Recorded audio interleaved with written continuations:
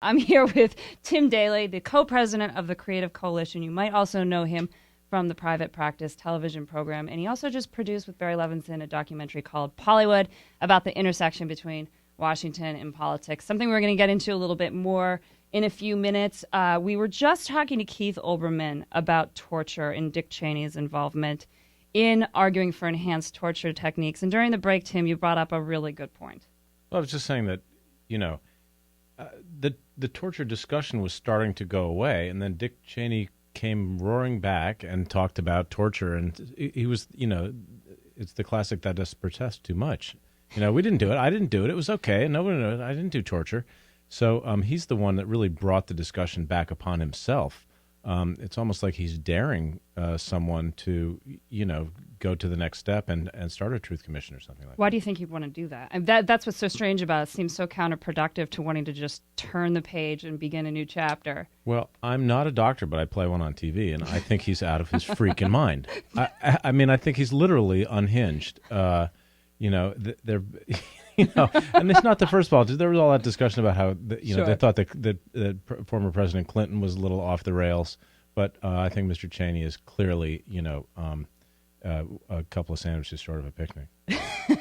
I think that's fair enough to say. There comes a point, and I say this all the time on MSNBC, put a period at the end of a sentence, just stop talking about it, and this would have been example 1A, where if he wanted to just move on with his life and whatever career it is that he's aiming for, which I'm a little confounded by as well, then he should have just done that. Anyway. Yeah, he should just disappear someplace and, shut the cake hole for a while.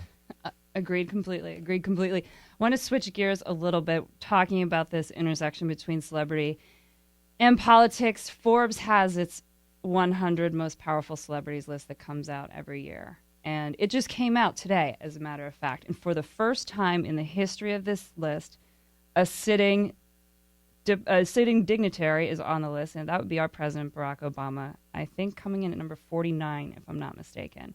I think this feels very strange. Well, we're living in a very strange time, but the beginnings of this was felt actually by the host of this show's dad, who was in fact a celebrity. I mean, it's an interesting discussion because throughout this political campaign, there was a lot of discussion about Barack Obama being a celebrity, mostly from Mr. McCain, and he got a lot of grief for being, someone who made a lot of great speeches and was a celebrity, and yet, the hero of the Republican Party was Ronald Reagan, who was a celebrity and the great communicator. In other words, made a lot of great speeches. So they sort of had a set of rules that they didn't then apply to Mr. Obama.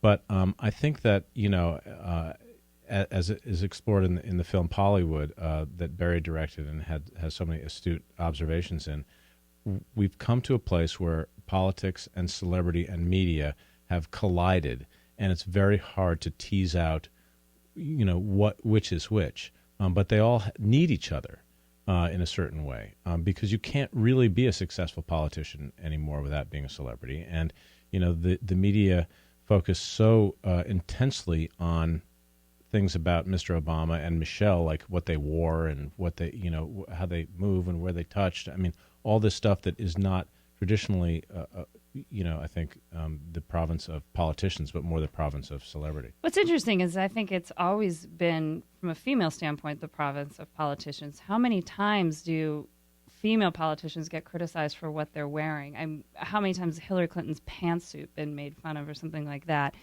But once you painted it with a different brush, the Obamas, it was just part of this celebrity machine. I just think it was an interesting shift in the dialogue. I want to point out here, Forbes says that he is the first sitting head of state to land on the Celebrity 100, and his historic election last year helped him sell millions of books. This is what's interesting.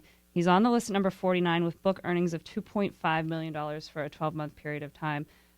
To tell you a little bit about book sales, a very successful book is just in the range of tens of thousands of copies. To sell more than 1 million books, and I'm sure a lot of presidents have sold that type of numbers, but this is basically before he was president, which shows what kind of reach he has.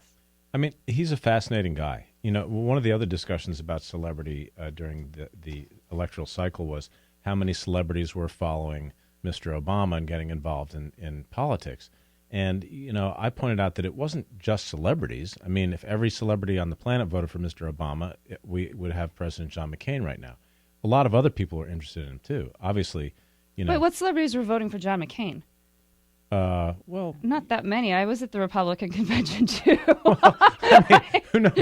Chuck Norris. Yeah, Arnold Schwarzenegger. That's the other thing. The other thing that's interesting about the Republicans is that they're the only people that elect actors to public office.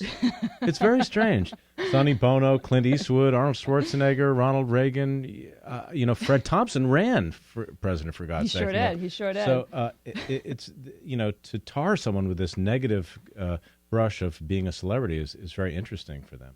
The president came under a little bit of heat. He went out to Los Angeles to go on to Leno, and then he didn't see any of the celebrities who opened up their checkbooks. But then he finally went out and had a big dinner with them later. But the interaction he didn't talk about the right things. I want to talk about that when we come back.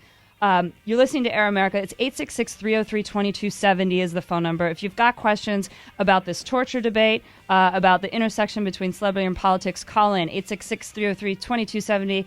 It's Air America. This is Courtney Hazlett.